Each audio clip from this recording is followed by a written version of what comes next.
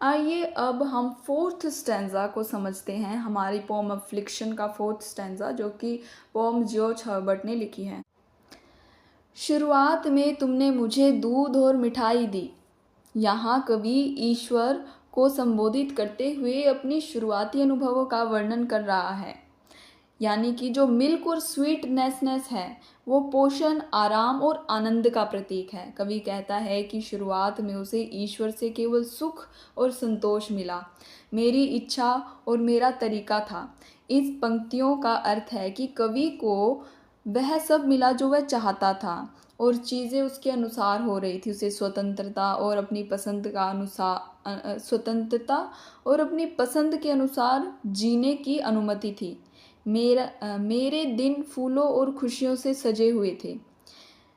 तो इनका अर्थ है कि कवि अपने शुरुआती दिनों को खुशियों और आनंद से भरा हुआ बताता है, जैसे उसके जीवन के रास्ते पर फूल बिखरे हों।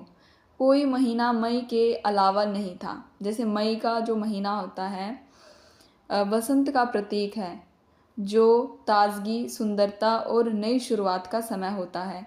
तो कवि कहता है कि उसके शुरुआती दिन हमेशा सुखद और आनंदमय थे, जैसे हमेशा वसंत का मौसम हो।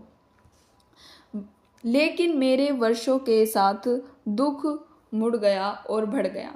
यहाँ कवि अपने जीवन में आए बदलाव का वर्णन करते हैं। जैसे जैसे समय बीतता गया, दुख और परेशानियाँ उसके जीवन में आने लगी और बढ़ने लगी।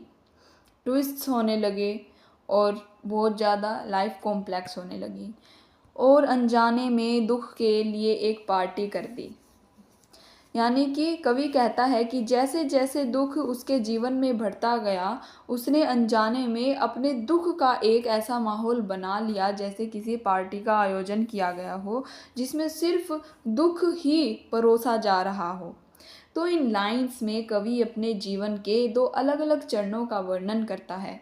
शुरुआत में उसे ईश्वर से केवल सुख और आनंद मिला और उसका जीवन खुशियों से भरा हुआ था। लेकिन जैसे जैसे समय बीता, दुख और परेशानियां उसके जीवन में आने लगी और धीरे धीरे इतनी बढ़ गई कि उसने अनजाने में दुख और खुद और दुख में एक ऐसा माहौल में पाया जहां उसे पीड़ा के सिवा कुछ नहीं मिल रहा था।